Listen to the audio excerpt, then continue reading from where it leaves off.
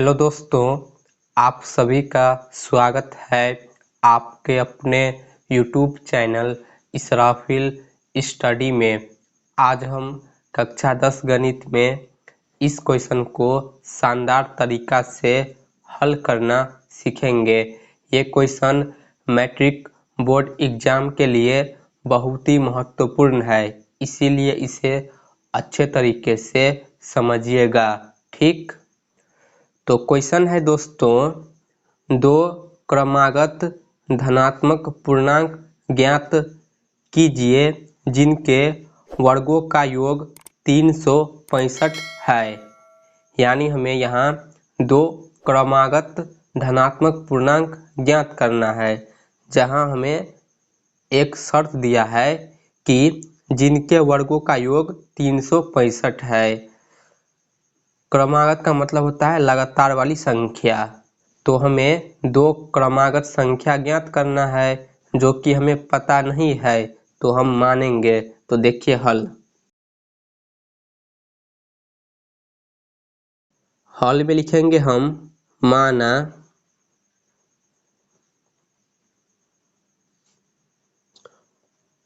पहली संख्या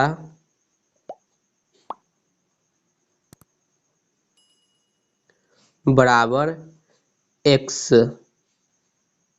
पहली संख्या हमने x माना, तो दोस्तों दूसरी संख्या क्या होगी?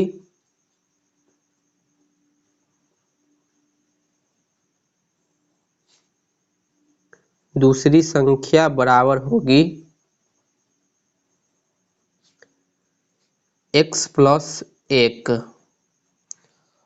पहली क्रमागत संख्या हमने माना x, तो दूसरी क्रमागत संख्या होगा x प्लस 1। क्रमागत का मतलब होता है एक के बाद लगातार में दूसरी संख्या। जैसे कि यहाँ देखिए, एक है तो एक के बाद वाली लगातार संख्या कौन होती है? दो। दो के बाद लगातार वाली संख्या तीन। तीन के बाद लगातार वाली संख्या चार। तो एक के बाद दो, दो के बाद तीन, तीन के बाद चार। तो ये जो है क्रमागत संख्या है, क्रम में है ना। एक के बाद दो है, फिर दो के बाद तीन, तीन के बाद चार है, तो ये है क्रमागत संख्या। तो यहाँ देखिए, एक के बाद वाली क्रमागत संख्या दो है, तो यहाँ ये दो कैसे आया? तो जब हम पहली क्रमागत संख्या में एक जोड़ेंगे तब ये दो होगा। ठीक, पहली वाली क्रमागत संख्या एक है तो उसमें हम एक जोड़ेंगे तो दूसरी क्रमागत संख्या हमें प्राप्त होगी। उसी प्रकार दो के बाद क्रमागत संख्या है तीन, तो ये तीन कैसे हुआ? जब हम पहली क्रमागत संख्या यानी दो में एक जोड़ेंगे तो ये तीन होगा। उसी प्रकार चार, तीन के बाद क्रमागत संख्या है चार, तो ये चार कैसे आया? जब हम चार से पहले वाली क्रमागत संख्या में एक जोड़ेंगे तो ये चार होगा, यानी तीन में एक जोड़ेंगे तो चार होगा। कहने का मतलब ये है कि जब हम दूसरी क्रमागत संख्या लिखेंगे तो उसके लिए हम पहली वाली क्रमागत संख्या में हमें एक जोड़ना होगा, क्योंकि एक सभी क्रमागत संख्या में कॉमन है। ठीक है, तो इसीलिए हमने पहली क्रमागत संख्या x माना, तो दूसरी क्रमागत संख्या क्या होगी? x plus 1। चार के बाद वाली क्रमागत संख्या क्या होती है? 5। तो ये 5 कैसे हुआ? तो इसके लिए हम 5 से जो पहले क्रमागत संख्या है चार, उसमें एक जोड़ेंगे तब ये 5 होगा। ठीक है, तो इसीलिए दूसरी क्रमागत संख्या x प्लस 1 और पहली क्रमागत संख्या x हुआ। ठीक है, इतना लिखने के बाद अब हम लिखेंगे प्रश्नानुसार।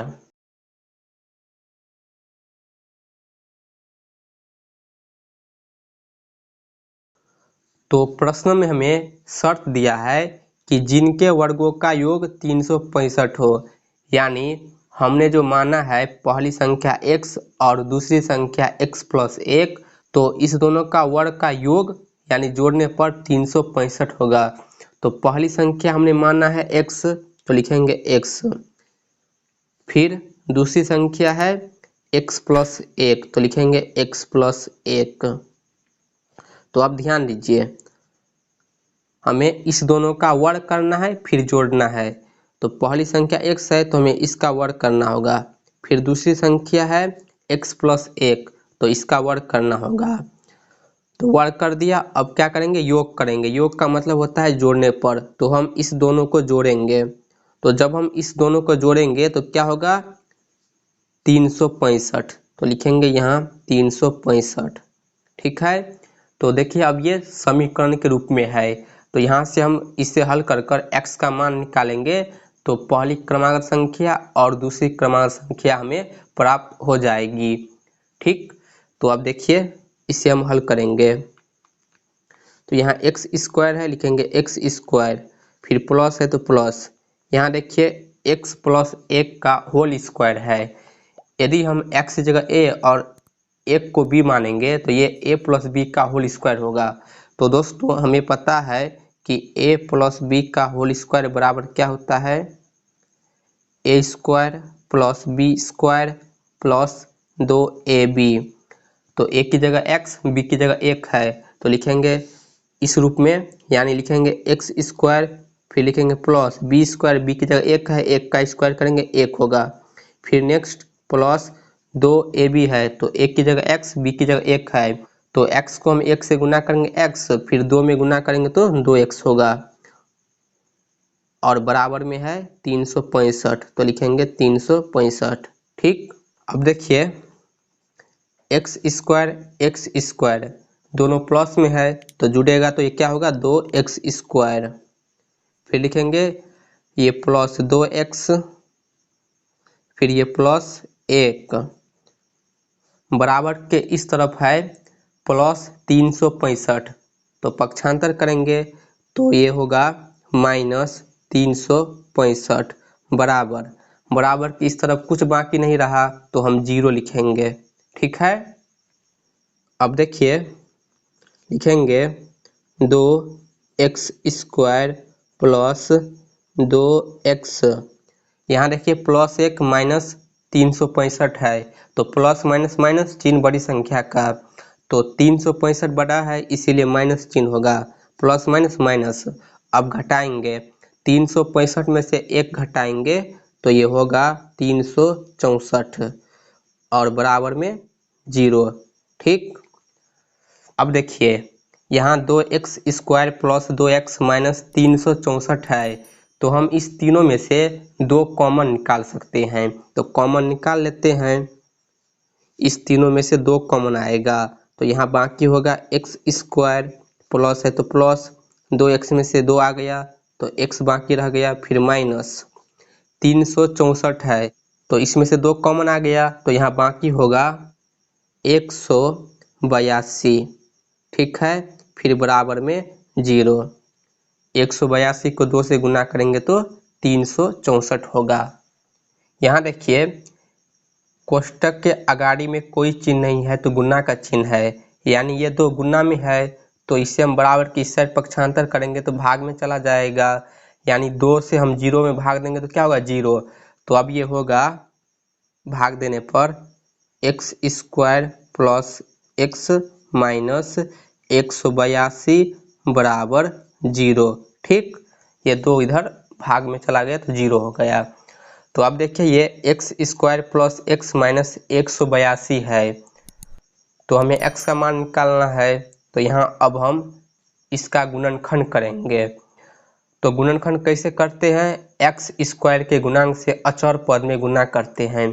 तो यहाँ देखिए एक्स स्क्वायर का गुणांक कुछ नहीं है तो 1 है, क्यों 1 है, क्योंकि यहाँ 1 छिपा है, तो एक्स स्क्वायर का गुणांक 1 है, और अचर पद 182 है, तो 182 में 1 से गुना करेंगे तो 182 होगा, तो लिख लेते हैं यहाँ हम 182। अब ध्यान दीजिए ये जो 182 है इसे अब हम इस प्रकार 2 भाग में तोड़ेंगे कि माइनस करने पर यहाँ कितना x है, 1x है, कुछ नहीं है तो 1x, तो माइनस करने पर 1x आना चाहिए, गुना करने पर 182 और घटाने पर 1x आना चाहिए। तो हम 182 को कैसे तोड़ेंगे 2 भाग में, तो इसके लिए पहले हम इसका अभाज्य गुणनखंड कर लेते हैं, क्योंकि ये बड़ी संख्या है तो हम पहले 2 से लगाएंगे, 18 में लगाएंगे, 9 बार में, 9 दूनी 18, 2 में 1 बार में लगेगा।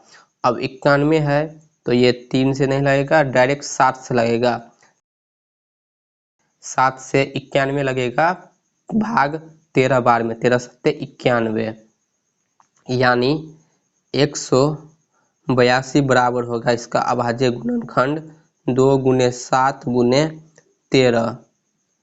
तो यहाँ देखिए 1 2 3 गुणनखंड है, लेकिन हमें 182 को 2 भाग में तोड़ना है। तो यहाँ हम इस तीनों में से कॉम्बिनेशन कर कर 2 गुणनखंड बनाएंगे। तो यहाँ देखिए 2 × 7 है, तो इसे जब हम गुना करेंगे तो क्या होगा 14, और फिर गुने में 13, यानी हम 182 बराबर ये भी लिख सकते हैं 14 × 13। तो गुना करने पर 182 आ रहा है। अब हम देखेंगे कि घटाने पर 1 आता है कि नहीं। तो जब हम 14 में से 13 घटाएंगे तो क्या होगा 1 होगा। तो ये वाला समीकरण यहाँ संतुष्ट होगा। तो यहाँ x की जगह लिखेंगे 14x - 13x। तो ये है गुणनखंड का बेसिक कॉन्सेप्ट। तो यहाँ लिखेंगे अब x² प्लस है तो प्लस x की जगह 14x -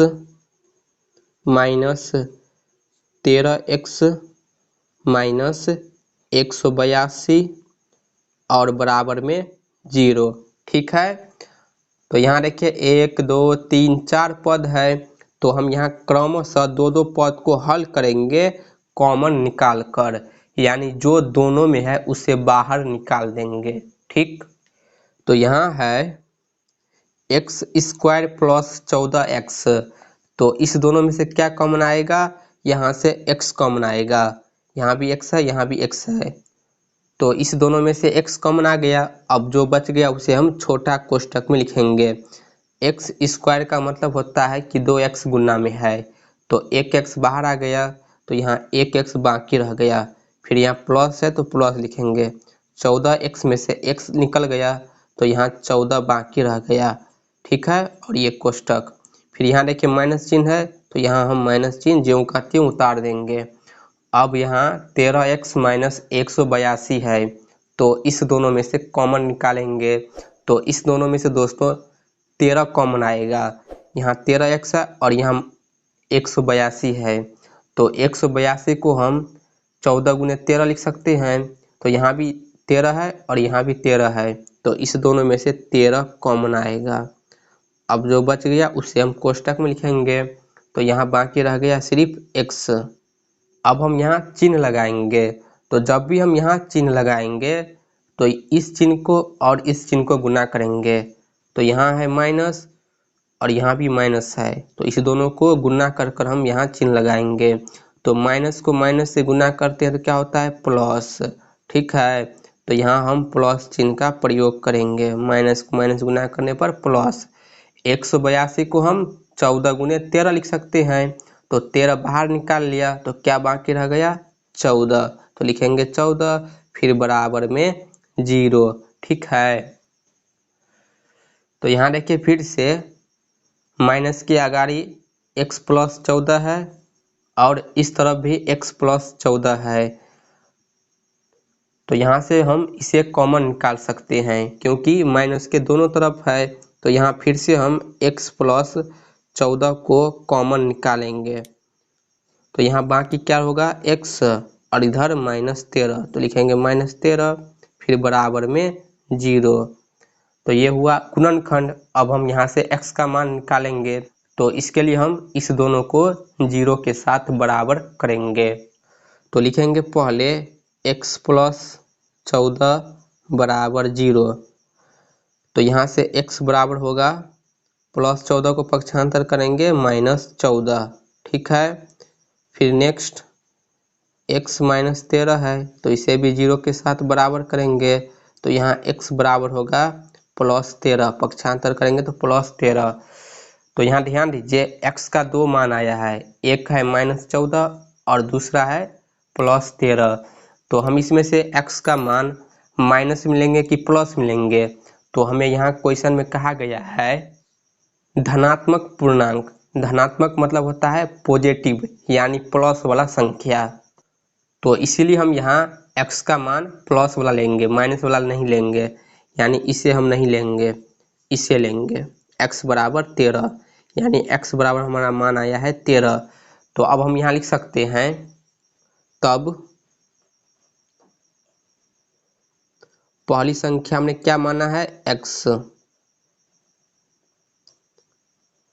तो पहली संख्या बराबर होगा x यानी 13। ठीक है, अब लिखेंगे दूसरी संख्या।